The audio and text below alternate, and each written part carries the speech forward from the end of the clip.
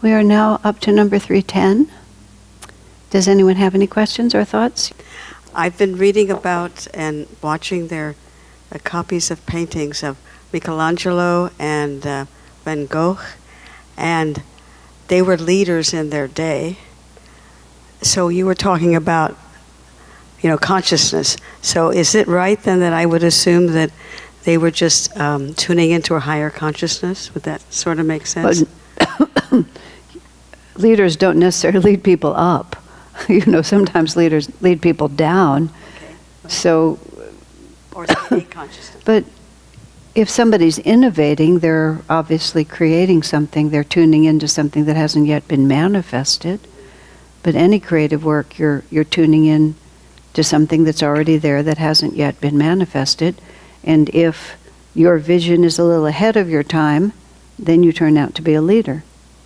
If your vision is exactly in the times, you turn out to be immensely popular, but you don't necessarily last. Swami Kriyananda had more respect for the Beatles because of John Lennon's answer to the question, do you think your music will live on beyond your lifetime? He said, why should it?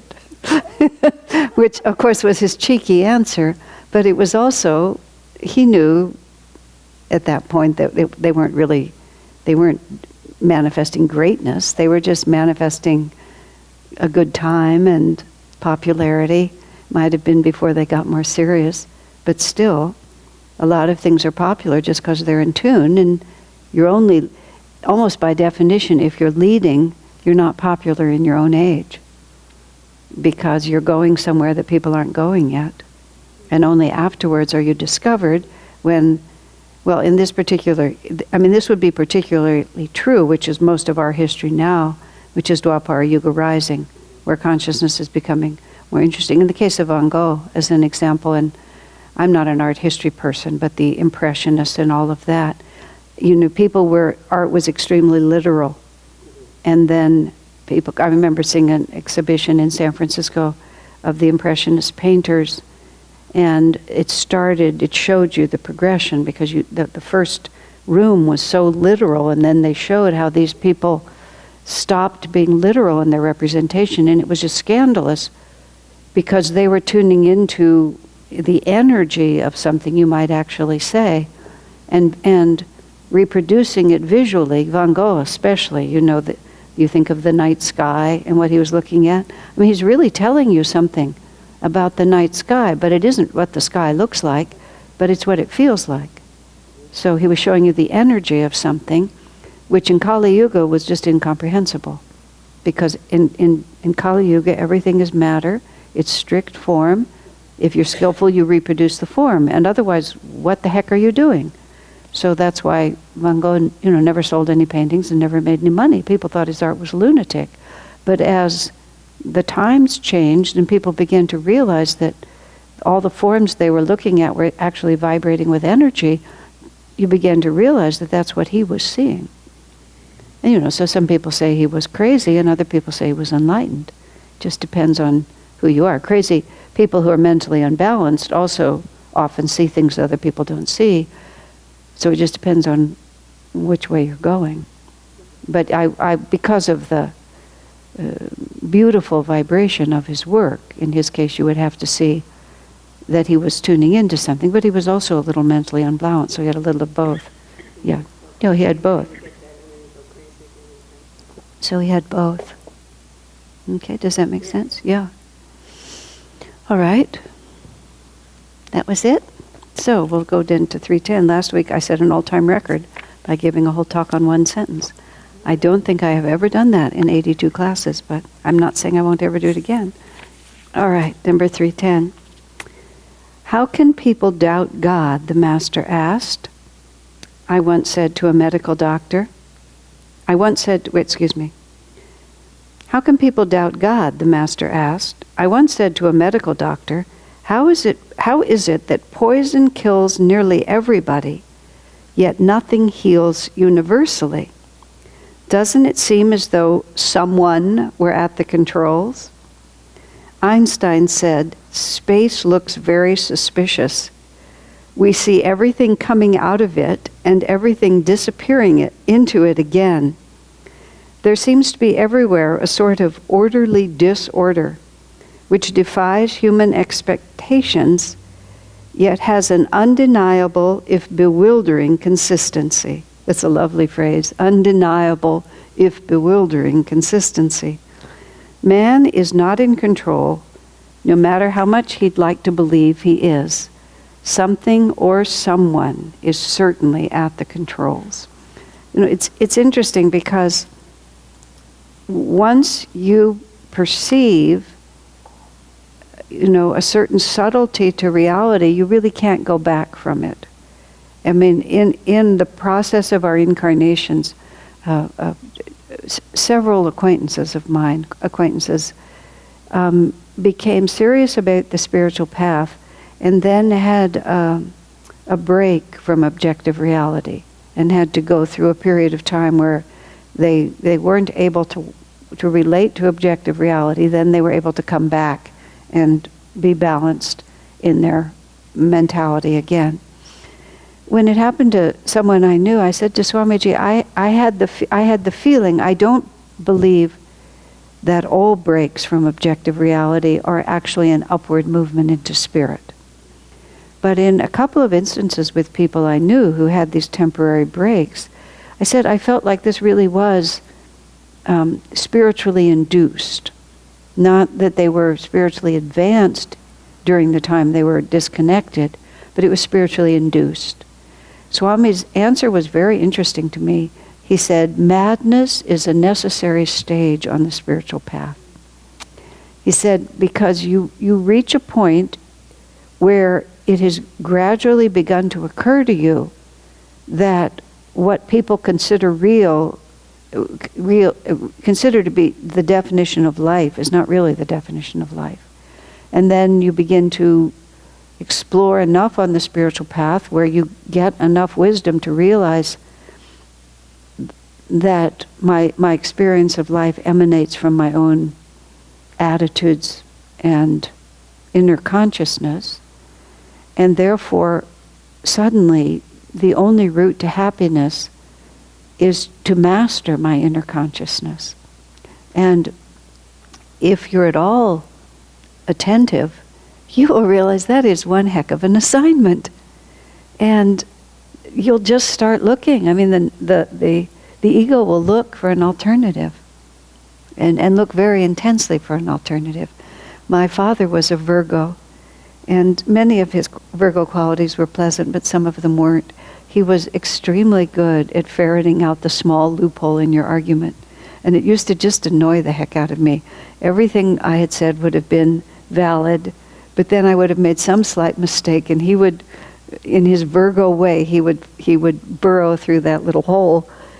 But in the same way, when in our spiritual progress over many lifetimes, we begin to realize that we are responsible for our own happiness, that you really didn't cause my unhappiness, it was only my response that caused it, that it is a hopeless quest to ever get everything and everybody in line sufficiently so that I won't have to be upset anymore. I was charmed by a friend who, whenever there would be a falling out and an apology would be offered, it would also be coupled with, if you only hadn't behaved so badly, I wouldn't have gotten upset, and therefore I wouldn't be needing to apologize to you. Well, that's sort of an apology, but it's leaving rather a large loophole, for it not to have been your fault in the first place. But nonetheless, that's what the ego does. It's like, you can't really be serious about this. When I was first at Ananda Village, this would have been 1971-72, our guest facility was up at what many of you have been there now, up to what is now the meditation retreat. The community was, I'm going like this, and the meditation retreat was here, and there was a 6-mile distance between them. Some of it several miles on paved road, and much of it on this extremely barren, rutted road, which is still the route. It's just that place is very isolated. All our guest programs were there. I was on the staff there, and I gave a lot of the programs, but I lived over here. So after one of those programs, I was bringing one of the guests back to the other part of the community. And he had just been a hitchhiker who had just wandered in and was kind of exploring communities, just tripping around, seeing what was up. So he had sat through my class, which I believe was on karma and reincarnation or something that was not like for the faint-hearted. And when we were halfway back to the farm in this completely barren area, that the dig-ins there, which is completely barren, it's almost like he looked around and saw that we were completely alone and said, "Did you really believe all that stuff you were talking about?" It was like, "You're among friends, no one else is here. I can arrange for your rescue from the cult if you like." I mean, that was all implied by what he said.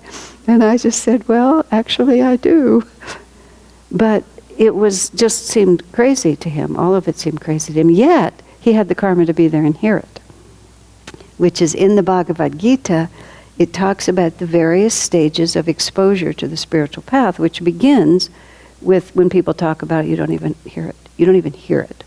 People are saying it right to you, but your whole being just shuts down. And we go through stages where we gradually become convinced, and then we go through a very difficult stage where we know it's true, but we really, really don't want it to be true. And that actually lasts for quite a long time. But it can reach crisis proportions where it's so frightening to me what's being asked of me that I'm just going to take a holiday. Just take a complete mental holiday. And in terms of the three delusions, which is wine, sexuality, and money represents power. Most of the time when people want money, what they want is power and freedom from that. I noticed that in the early years of Ananda Village when we were very impoverished. Some people were quite comfortable being impoverished and some people really needed money. And we didn't really need money. We were fine without money. But I realized that money was freedom for them. And what they were afraid of was becoming powerless in the situation. I sort of began to understand the more subtle. It's not just being able to buy things. It's being able to choose your circumstances and not feel trapped. I mean, it's a very understandable feeling, which is why people want money.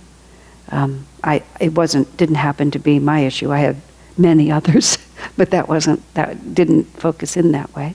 To be fair, though, it's not that I came in any way from a wealthy family, but I came from a secure family. And so I always knew that I had a backstop, and some people didn't, and that was very different.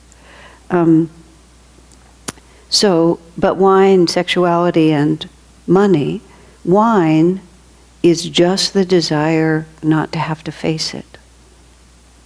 So we want to intoxicate ourselves in some way. We want to dull our consciousness in some passive manner, which people use food, they use sugar, they use television, they use drugs, alcohol or other drugs, just because it's too much. And madness is just the ultimate way to not have to deal with it. You just take a little left turn. Actually, just thinking of my father, at the end of my father's life, my mother had Parkinson's for 15 years, and my father was her primary caregiver. In the end, other people came in also, but my father took responsibility for her. But just before the end of her life, almost in one day, something happened to him, whether he had a stroke or what happened. But he took a huge mental dip and just didn't function in the world the way he'd always functioned. And I sort of looked at him and I thought, he's just gone on a holiday. It's like he can see that my mother's coming to the end of her life, 56 years of very devoted marriage. He just didn't want to be there. He was not really unhappy. He had just taken a left turn from objective reality and he just didn't want to deal with it anymore, which I totally supported him. I could understand. It was long enough. So we can see how, in the course of our life, the evidence that someone is in charge, and the implications of that is that it's an orderly universe, and what Master writes here, even though we'd like to think we're in control, we begin to notice that we're not. I mean, that's terrifying. And it's helpful as devotees just to be able to say it out loud. We are subject to authority that is difficult to access and seems at first impossible to control. Now, of course, gradually we learn. I mean, there's that phrase, karmic law, which is really it's kind of chilling. And there's another phrase, divine law. Even more than divine will, I think divine law is actually more graphic and, to my mind, in many ways more helpful. Because, well, not so in our society. When our church was caught up for more than a decade in this chaotic litigation against us from another church in America, where we can start churches, there's always the first church of, which for a long time has a monopoly on whatever follows after the of. And then at some point, invariably, there's some kind of a split. And then there's the second church of. And the poor first church of thought it had a monopoly, but now there's the second church of. So centuries ago, they used to throw each other into prison and things like that.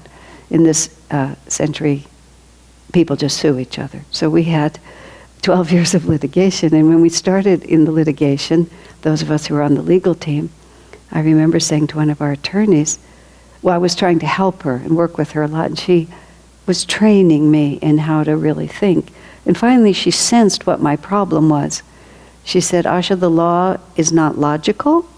The law is not intuitive. She said, the law is political. And it simply is what it is.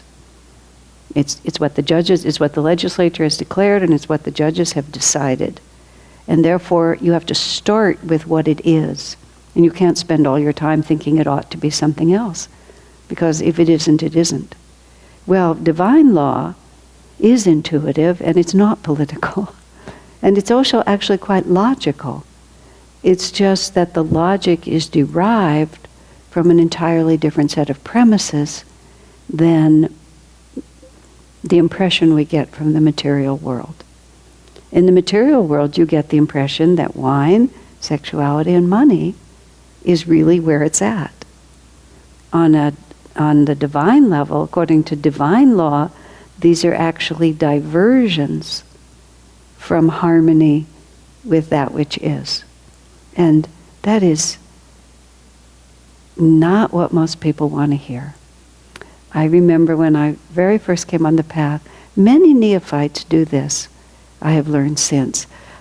I guess because I had renunciate samskars, I became completely persuaded of the truth of the principles of self-realization about 5 minutes after my first book on the subject was given to me. So I wasn't learning it in this life. I was just finally, 18 was pretty young, but it felt like finally to me, it was given to me. But I became very enamored of the fact that desires are the cause of suffering, and so if you can renounce your desires, you won't suffer anymore. Being very naive and having no idea what those words actually meant or what desires actually were, being a slightly non-materialistic person, I just put it in very materialistic terms. I had no concept of what it really meant. That it was the desire to have an ego that was really the problem. It wasn't a question of buying new clothes. But anyway, so I was trying to persuade someone I knew, an acquaintance of mine, that this teaching was so terrific, and I said, haven't you noticed that when you have a desire for something, it just makes you restless? And yes, I've certainly noticed that. And then, when you finally have that desire fulfilled, you finally buy that new thing that in a very short time, it just doesn't make you happy in the way you thought. Yes, I've noticed that. And I thought, oh, my first convert. I was so excited. So she said, that's why it's so important to keep on wanting new things. I was just dumbfounded, but it was a very instructive lesson that I've never forgotten. Because that is, people see the same evidence, but then they interpret it according to their desires. Reason follows feeling.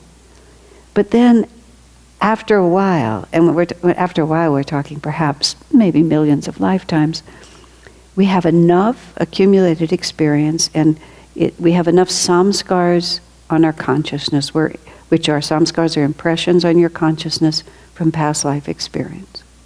When I always had this passionate commitment to finding a way to happiness, to understand what happiness was and to ensure happiness in my life. I mean, this was like a childhood belief that I always wanted. And when I finally came to Ananda, and I was talking to Swamiji, by then I was 24, I said to him, it's so puzzling to me, because I've had a wonderful life up until that point, and I still have. I said, really, I've hardly ever been unhappy for a full day. I mean, everything has gone beautifully, very fine family, just every opportunity. I said, and yet I've just been, desperate to find happiness, but I've always had it. I said, what is this? I felt a little crazy. He said, the obvious, past lives. That enough experience of the ephemeral nature of how we get it all in order, just all organized. Recently, one of the prayer requests we got, it's almost unbearable to think about it, was some local person who had twins sons who were seniors in high school, and one of the boys was killed in an auto crash. One of the boys was killed in an auto crash.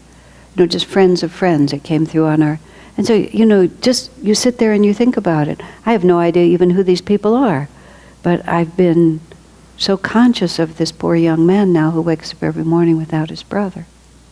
Who has from the womb has always had his companionship. Even if those things aren't happening to me, or happening even to anybody I actually know, hearing about it reminds me that someone is in control, and that control is not always consistent with the plans that I have. And it alerts us either to the fact that this is a scary place and I think I need a drug, to keep me from having to deal with it, or I think I'll just go crazy for an incarnation or two, which is I think has been my drug of choice. I think my drug of choice more recently than any substance has just been, I'm out of here, and I don't know what I was doing, but I think I did it for a long time. It's a very familiar turf to me somehow to do that. And suicide also I didn't mention. That's the other one, where you just think, I'll just snuff out my consciousness. The problem with all of them is that it doesn't work.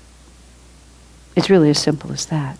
I mean, it sets you back because you have to go on this long loop of experience to find out. It's a huge loop like this where you end up right where you were. Just exactly right where you were. Just before I met Swami, actually, I already knew about self-realization, but I didn't know what to do about it. And I was standing looking out the window at these other apartments. I was living in an apartment. And I really understood drug addiction, suicide, and madness. And I considered madness. It seemed like a good idea.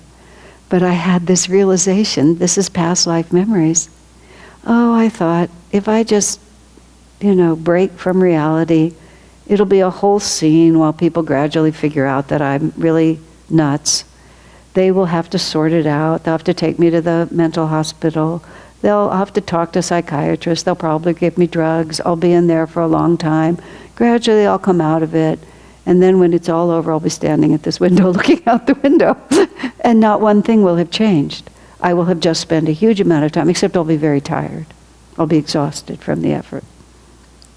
Because it's divine law.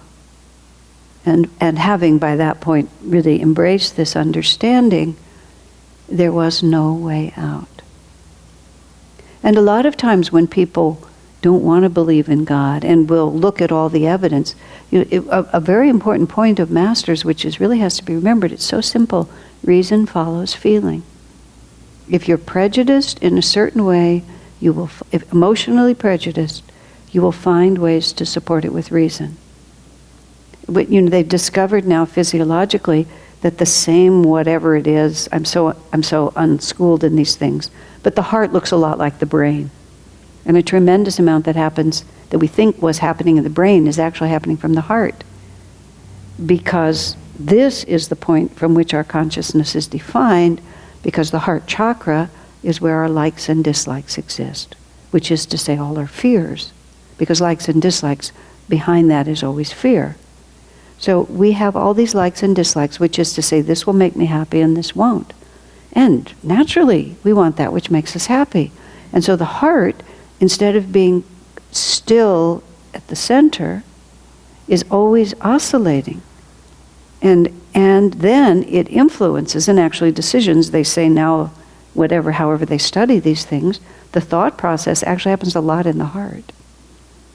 Because the heart makes up its mind as to what it wants, and then it finds a reason why it wants that.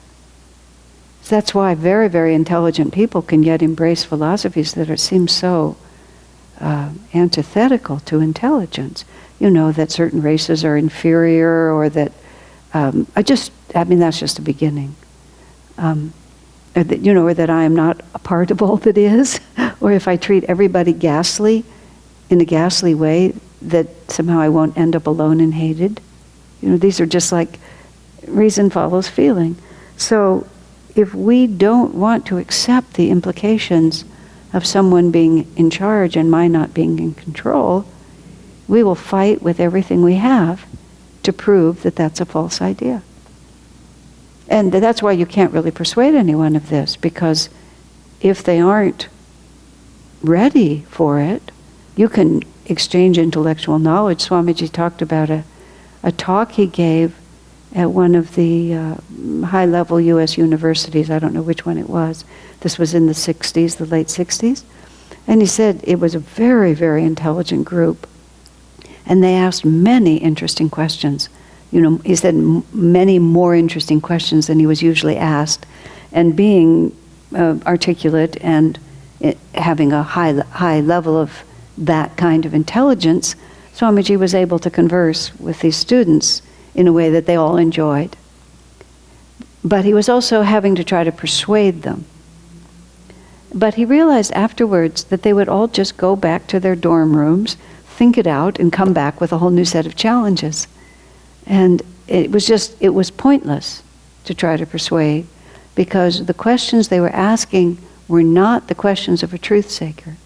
They were the questions of an intellectual debater, who in fact was going to defend its position with its mind, which is why I actually, in my 1 year of college at Stanford University, had only 1 week of actual interest in what was being offered there, because of that. I took some class, I believe it was called Consciousness.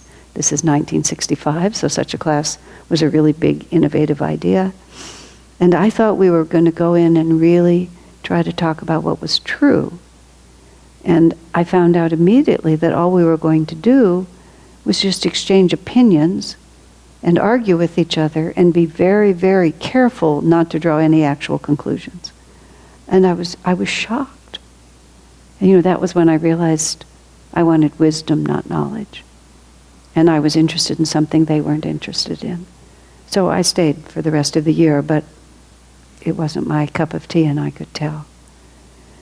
But in our own lives, we also have to watch ourselves whether we're really trying to get to the truth, or whether we're really trying to find reasons to justify the emotional position we have already taken.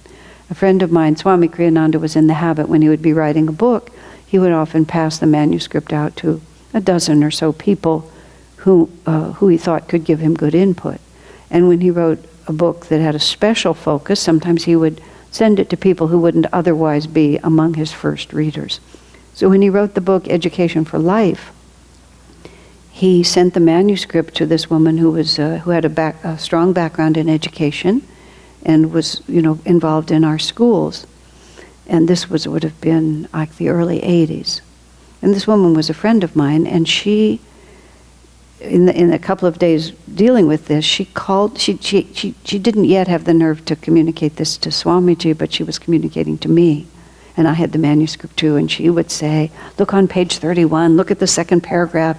Swami says that the tree was oval in shape, and actually it really wasn't oval, it was more like round. That was the level of her criticism. She was just picking apart very tiny points. And I kind of did that for a day or two with her.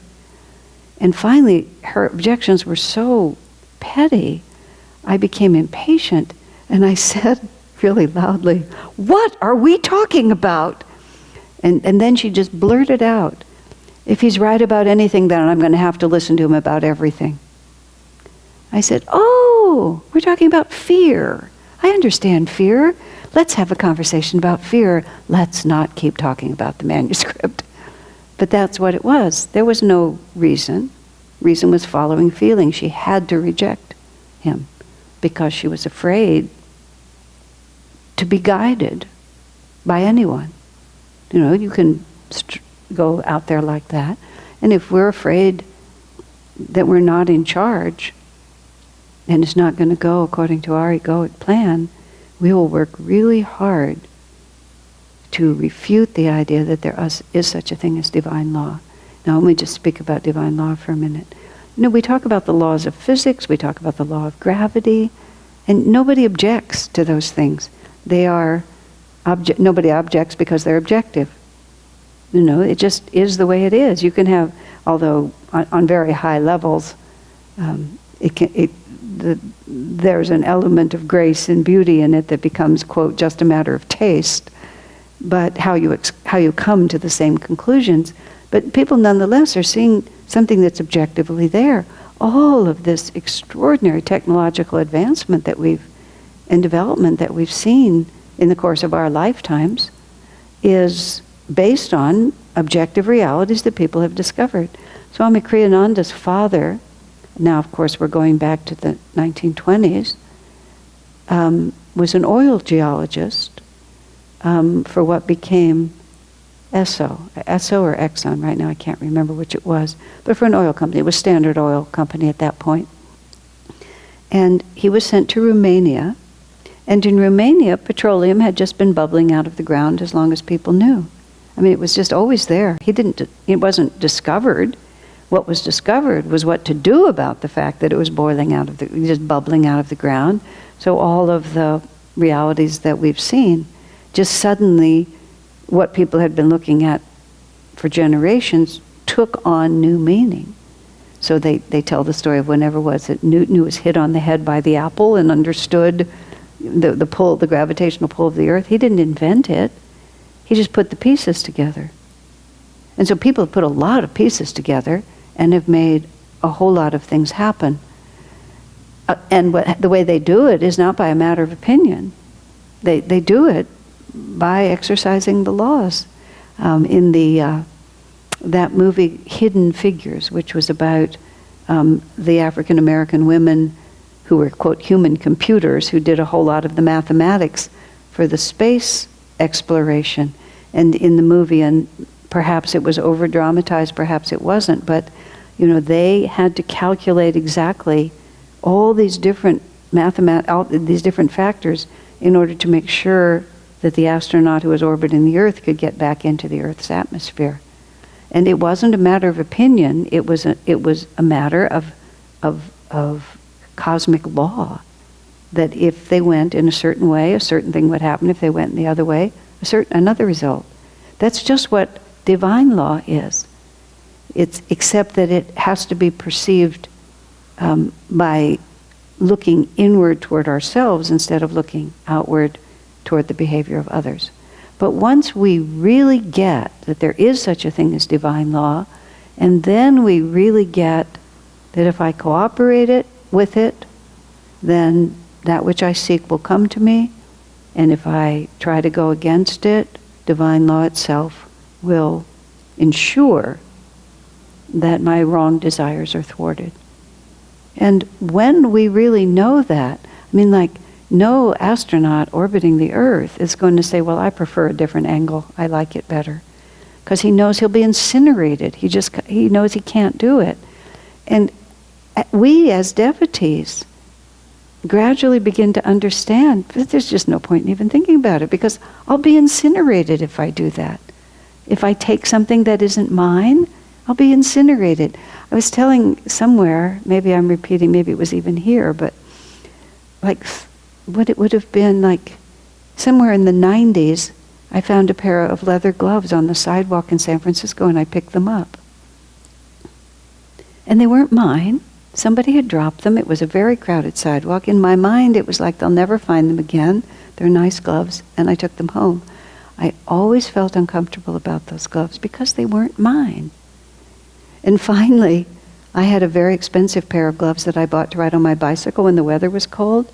And in kind of a freak accident, my bicycle basket, some things fell out, and the gloves fell out, and I saw, and I went back, and I only ever found one glove. I could never find the second glove. It just disappeared. But I knew that was finally the retribution for having picked up those other gloves, which I still had, which I immediately took to Goodwill. Because they had been bothering me for 30 years, because they weren't mine. But I had just ignored it. Now, maybe I'm just being fanciful, but I didn't feel fanciful at all. I felt like it was just cause and effect.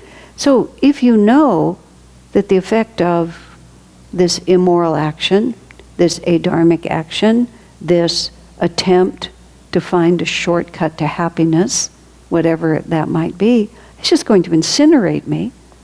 There's a point at which you still want to experiment because you're not persuaded. And then there's a point at which there's just no power on earth that can even tempt you. Which is why when you see, like this week in our Sunday reading, it was a quote from the autobiography about Baduri Mahashaya, who was not the levitating saint, was he the levitating saint? And he, as the autobiography said, it was known that he had given up great wealth, it said in early childhood, in a quest for God. And so somebody looking at from the outside says, oh, Master, what a sacrifice. Because that's just how they would see it. Oh, all that money, all that comfort, all that power, all that ease, and you gave it all up. And he said, oh, no. He said, it's the worldly person, meaning the person who depends on the world for his happiness. He said, those are the true renunciates, because they renounce an eternity of bliss for, as he put it, a handful of rupees. And so you can hear that, and it sounds good to you, but it's quite different if it really is just one is painful and one is not. And that's why the Bhagavad Gita says, what is day to the worldly man is night to the yogi. What is night to the worldly man is day to the yogi. That it actually flips. It just becomes completely different.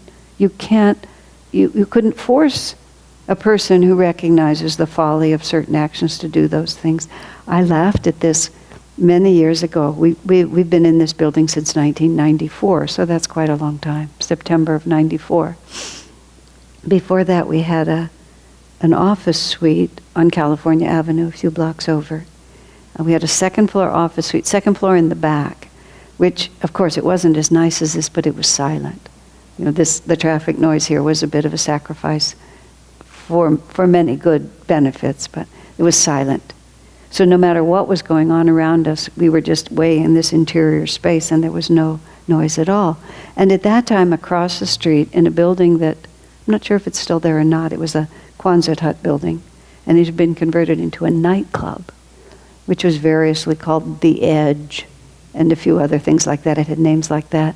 And sometimes we'd have Saturday night or Friday night programs especially. I think it ran during the week too. Yeah, it ran during the week. And I rode a bicycle. And sometimes we'd come out of our place about 9:30 or 10, and it was across the street and a half a block down. But the bass was so intense that you would actually feel it. It would come under the street and you could feel it under your feet on the sidewalk. One day I was going home, and for some reason I rode my bicycle around, and the entrance was from the back. And that was an era when everybody wore black, nobody wore color. So there were about 150 swarming black-clad people just lined up to go into this place where there was this throbbing bass, and they were so excited to go in. I thought, that would be my definition of hell, to be sent in there. And they were pushing to get in. And I realized, it's what you have seen, what you think is true. Now, to be very fair, a person who has been terribly repressed, who's never had the opportunity to express themselves at all, who's never had the courage to sin or the energy to sin. It's progress. It's progress to discover sensuality and drink, because at least they're beginning to have the nerve to live. But then there's a point at which the consequences of that way of living are so painful that it just doesn't tempt you anymore. And then there's the icky middle, which is where you know that divine law is true, but there's still this wish that it weren't. And that's basically what we're working with right now. The shift from being a kshatriya to a brahmin. Kshatriya is a warrior, and that's the third and fourth caste, meaning levels of spiritual evolution. The kshatriya is the warrior, and the image is willing to sacrifice even one's life for one's ideals. That's the ideal of the perfect soldier. Forget real life. Just think of it as an ideal. And the battle we're doing is with our own wrong inclinations. So we have to gather self-mastery. So by the time you're at all serious about the spiritual path, at least a solid portion of your mental citizens have become kshatriyas. There's still a lot of vaishyas, a lot of what's in it for me, and there's still a lot, isn't there a way I can get out of this without so much effort, which is the first and second caste. But a part of us is willing to do battle. And then when we finally master it, we become so attuned to God that there's really no battle anymore. It's just that's the only perception, and that's the only inclination we have. So most of us live, we still get sucked down, but most of us live somewhere between having to fight like crazy to stay in line and effortless self-surrender. Or what's in it for me? We're sort of all moving around. It's not clear-cut. Does that all make sense? So when Master says, how can people doubt God? But he knows why. Because they don't want to know. Just as simple as that. And so what one has to ask oneself when you find yourself arguing, I find, what am I afraid of? What am I protecting? Why am I resisting? And whenever I ask the question, what am I afraid of? What am I protecting? Why am I resisting? There's always a good answer. And it's not a stupid answer. It's not that I'm just, hopeless. It's that I've had a lot of wrong thoughts and they're just not so easy to get rid of. And especially it's not so easy to get rid of fear because it's a feeling in the heart. It's not reasonable. It's just fear. So what am I afraid of? Okay, why am I afraid of it, and how can I work with that? Like I said to my friend about the manuscript, okay, you're afraid. So let's talk about fear and what we might be able to do about it. And then you have to work sensibly. When a child is 6, you can't just really be upset with a child because he's 6 and not 17. He's just 6, that's all. What can he do? There's nothing. This is slightly off the subject, but I was remembering it this morning. One of our school teachers is Craig Kellogg, and he's a very strong man, and has been and still does for fun, plays ice hockey, which is a very physical sport, and coaches it. And he's before he was teaching, he was volunteering in our school, and he also had a small private practice helping mostly boys, but all children, be good at whatever sport they were interested in because he just understood it. And there was this little boy, his name was Mateo, and he was about 5. And this was the little scene I witnessed. Mateo fell and scratched his knee up and was bleeding, and Craig was very affectionate and appropriate and supportive and got him off the ground and took him over and cleaned up his leg and did whatever he had to do and bandaged it. And then when it was all done, he takes Mateo's hand. Mateo's about this big, and Craig's really big, really strong. They're walking together, and Craig becomes the sports coach. He says to Mateo, "Walk it off, Mateo. Just walk it off," like that. And you see the little boy trying to stand up strong and just walk it off. Okay, I'll walk it off now. I'd never even heard the phrase before, but I understood that's what you do. Okay, you're hurt, too bad, back in the game. Just walk it off, like that. But actually, I love that phrase. There's been lots of times in my life, okay, I've crashed and burned. I've gone to I've bandaged the wound, and now I just have to walk it off. There's nothing else to do. That's what a kshatriya does. You don't have the luxury to say, I won't fight. You just have to go back into the game. All right, let's take a brief break and then we'll see what's next. Several years ago, I did Swami's Essence of the Bhagavad Gita. I did a class. These are called book study classes. I started doing book study classes, I don't know, maybe 20 years ago, right after Swami published The Hindu Way of Awakening.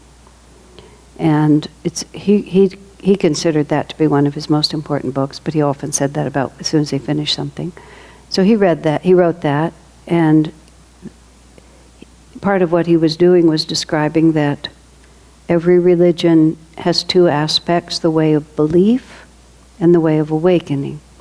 The way of belief is the external practices, and on that level, he said, religions will never be unified, because the way of belief varies so enormously from one to the other. Every true religion that's based on Sanatana Dharma, on eternal principles, on divine law, has also the way of awakening. And no matter what the way of belief is, the way of awakening is the same for every religion. It has to be. Because it has to be the energy rising up to the spine, to higher and more refined levels of awareness.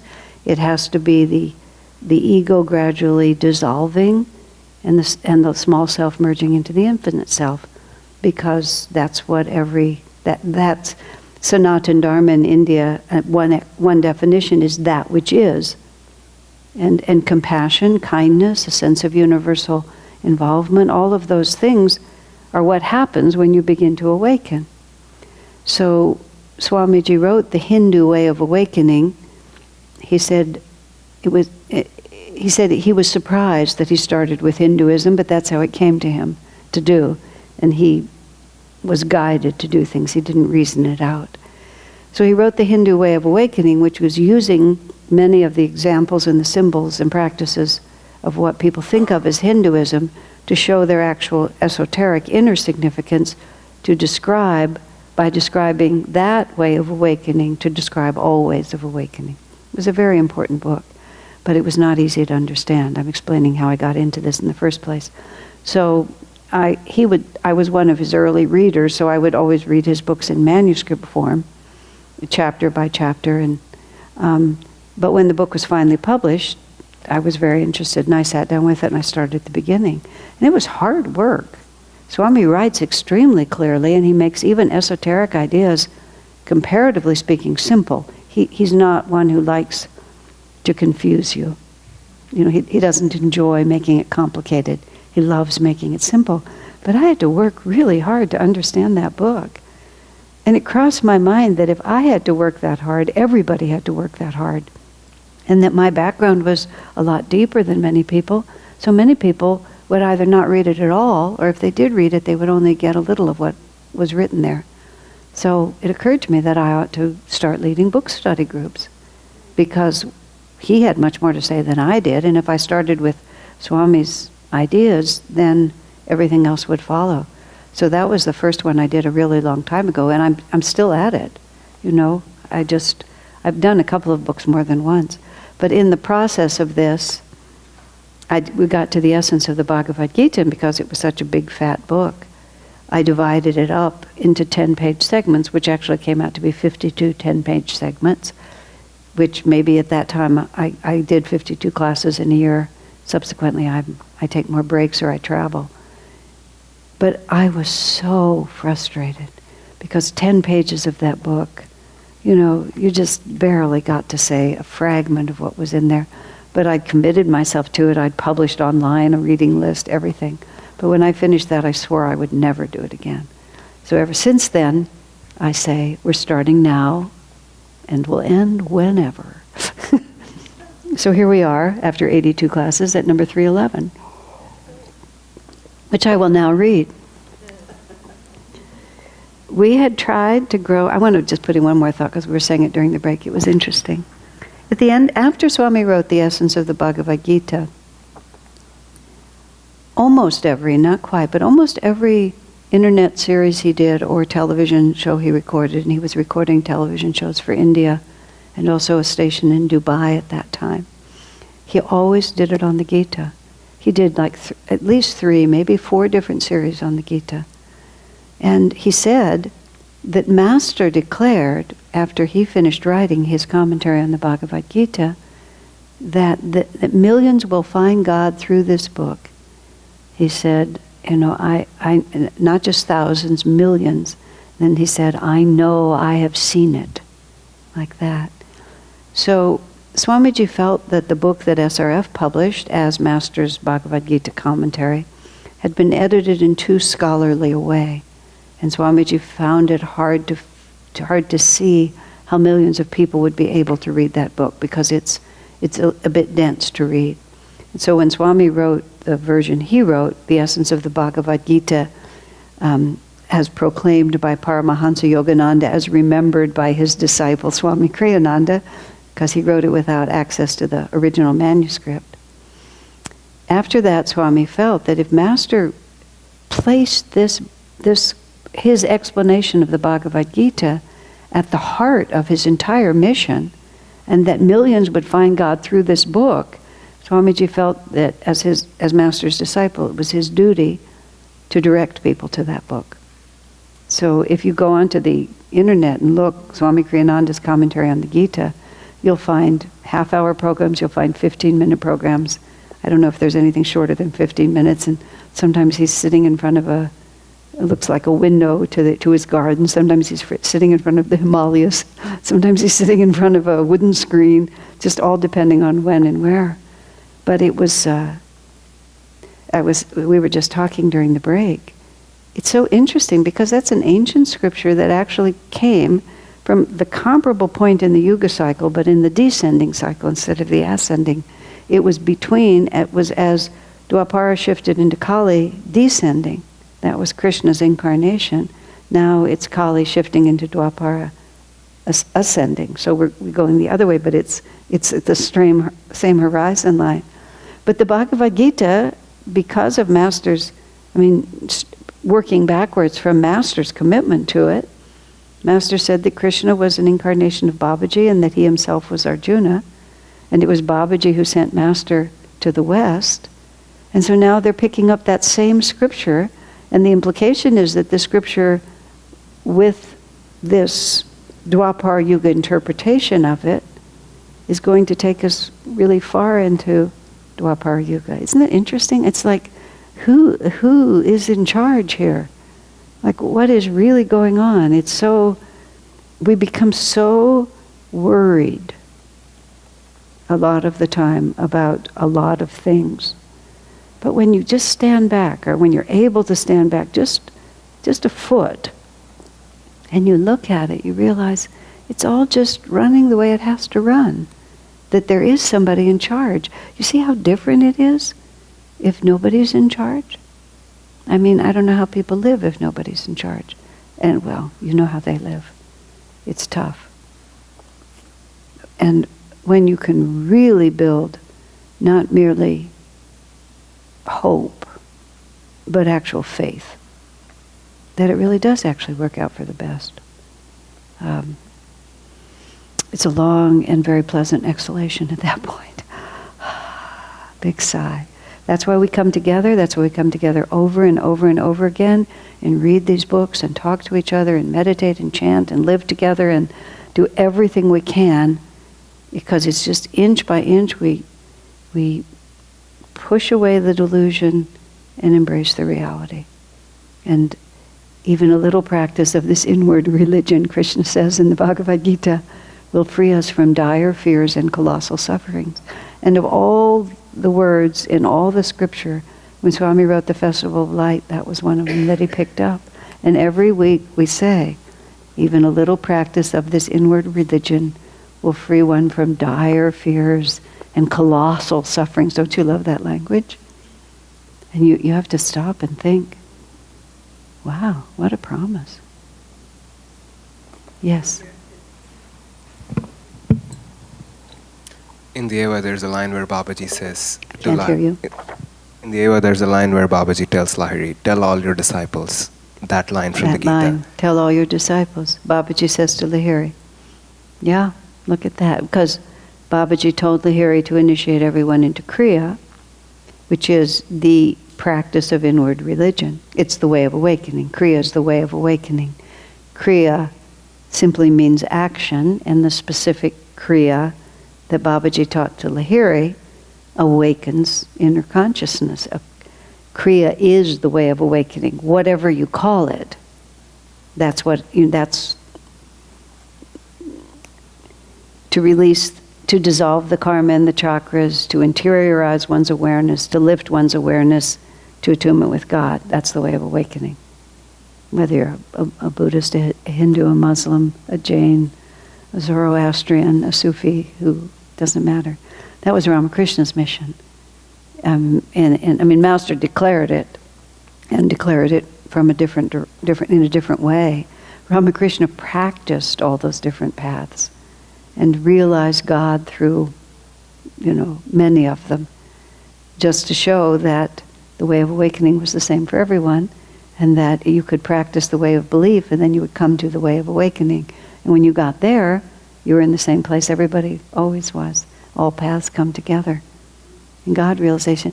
What an interesting world it will be when people finally get that. Here people are literally killing each other over the way of belief.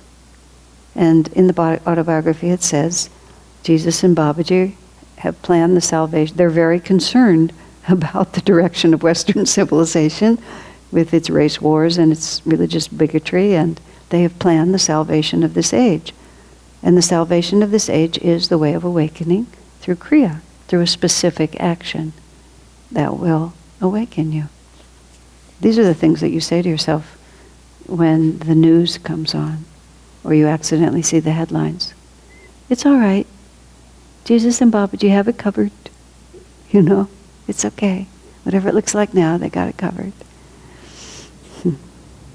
Ananda talked about an experience he had where he was just about getting a building permit to put the roof on his church before the rain started, and various miraculous things happened, and finally it all got settled. And he said just as he saw it getting settled, he was standing, and he said he felt an arm across his shoulder, and he really felt that Master was standing next to him, and sort of leaned over and said, "Don't worry, I got it covered."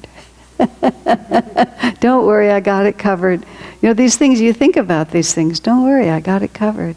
That's why, faced with this complicated problem of the ownership of the community that we've been leasing for the last 30 years, not finding a simple way out of the fact, given how expensive real estate has become in this area, we just gave the whole thing to Babaji, figuring that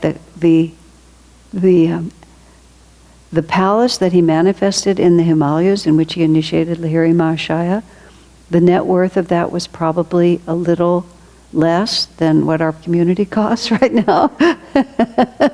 But he could make up the difference. And we call the project Operation Golden Palace because it's beyond us, and we're just hoping he's got it covered. We just don't know how else to deal with it. So we're doing our best and hoping he's doing the rest, expecting him to do the rest. Number 311.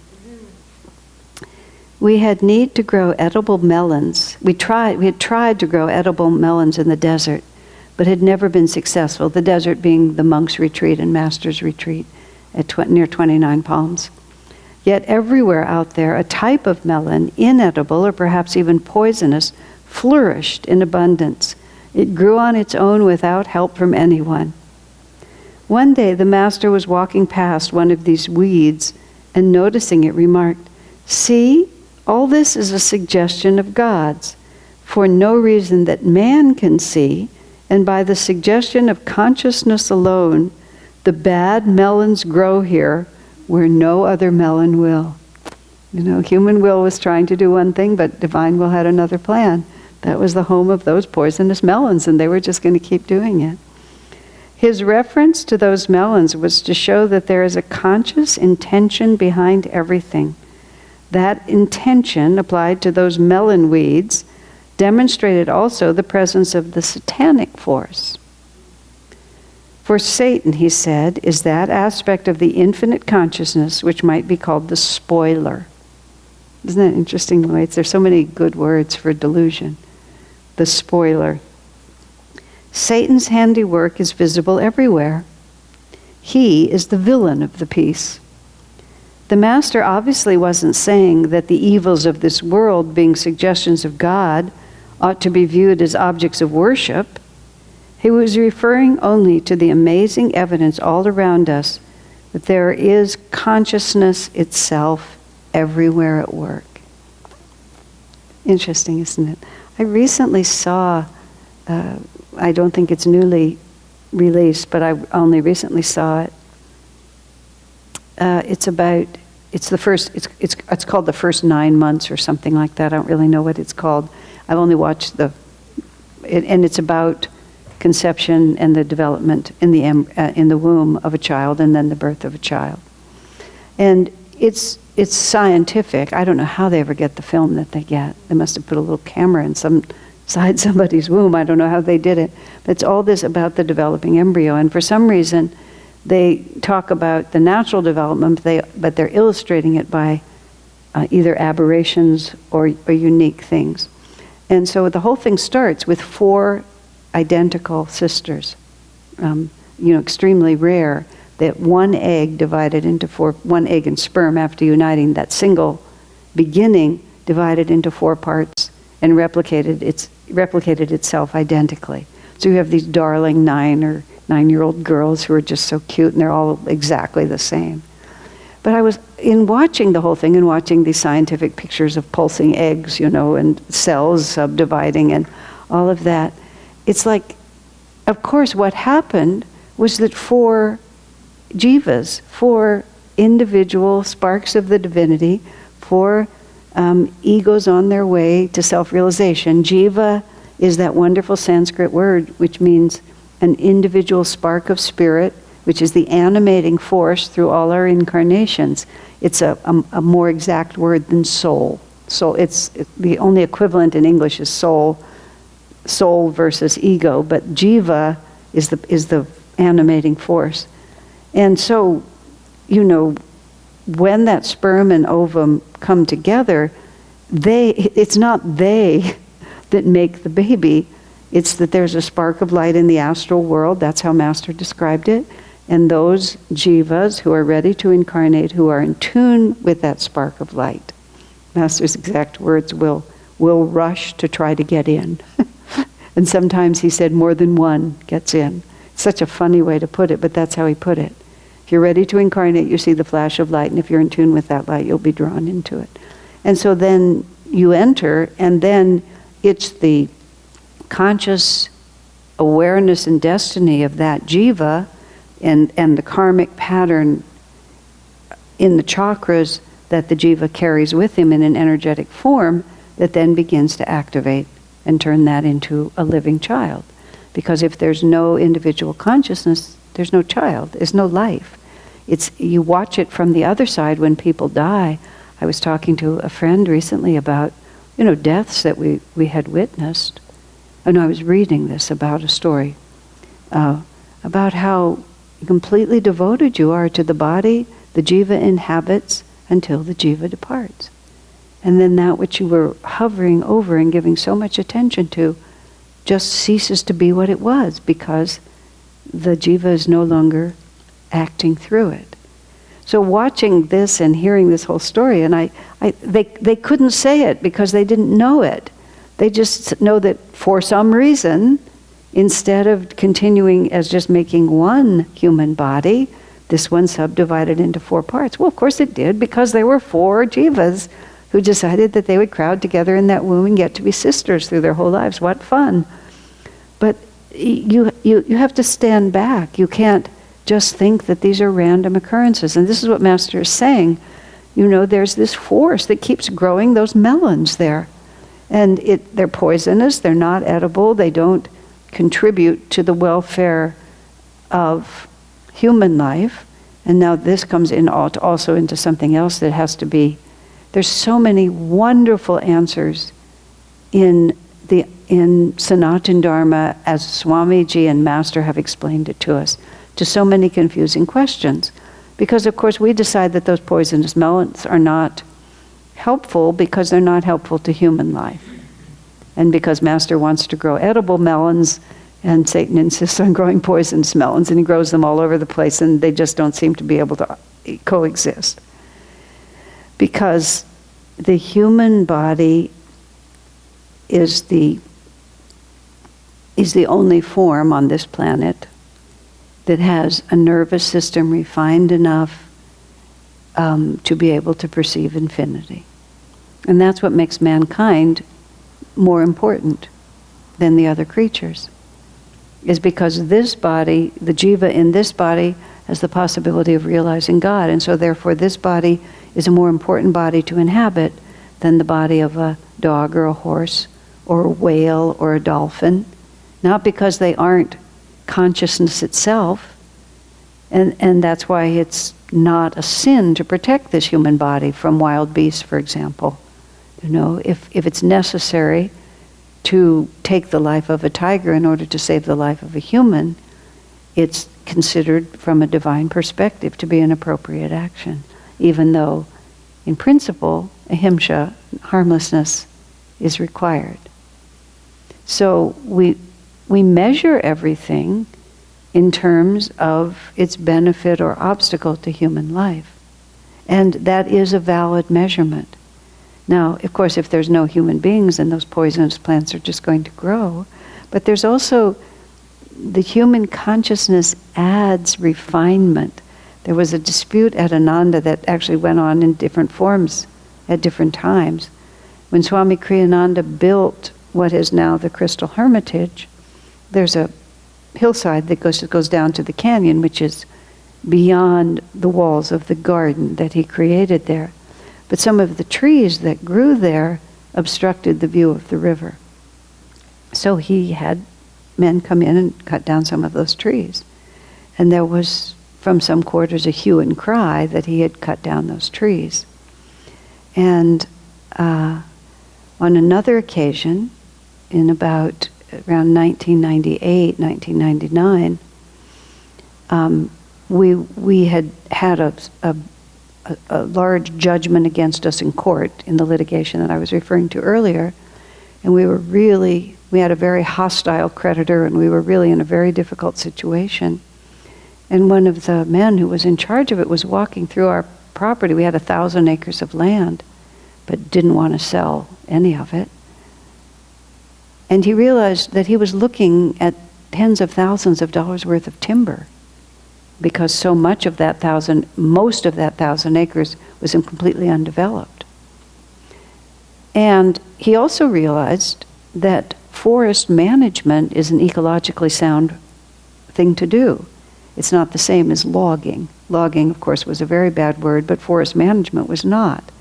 Plus there had been, and it had been 20 years earlier, there had been a fire 20 years before, and we'd never really put our minds to what to do. It was just all growing wildly.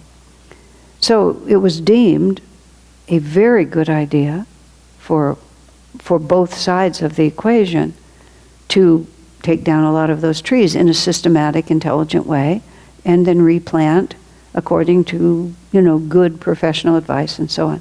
But there was a big hue and cry about it. So Swami talked about the fact, he had many answers to it. Well, this actually came out in a letter. This one woman who had a preference for wilderness, which is her way of putting it. She said she decided, because she was very upset about it. It was before the foresters, the logging happened. Everybody who had a tree who was a special friend could mark it. And so it would be spared unless there was a reason why it couldn't be. But she was still very upset. So she decided that she would ask those most closely involved. And she started asking the trees, and she walked through many of what she called the hidden paths of those 1,000 acres and asked the trees what they thought about it. And she then wrote to Swami, and she said she received complete reassurance that they were perfectly happy to cooperate with our plans. And she also said further that they were very happy to sacrifice in order to preserve the community. And then, we had all sacrificed enormously to preserve the community, and they were happy to also. They, if they could be useful by being cut down, which they would be, then they were very glad to do that. Then Swami said later, he said, trees, although conscious beings, don't have individual egos the way humans do, which is why they can't progress spiritually, because they can't objectify and use their willpower. I mean, trees are even less free than animals.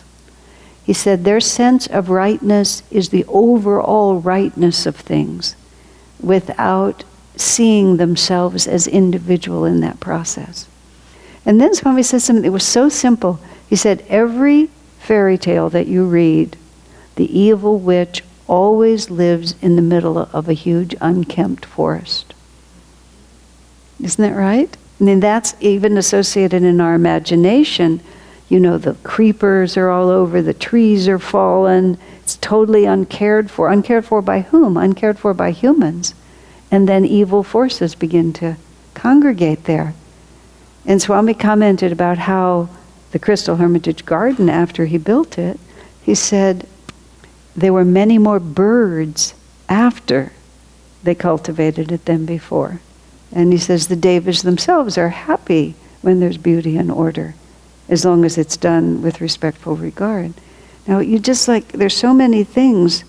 So when Master talks about these poisonous melons proliferating everywhere, and he calls them satanic, it's because Master wants to grow these melons which will support the monks and give them food and save the money and allow them to live off the land.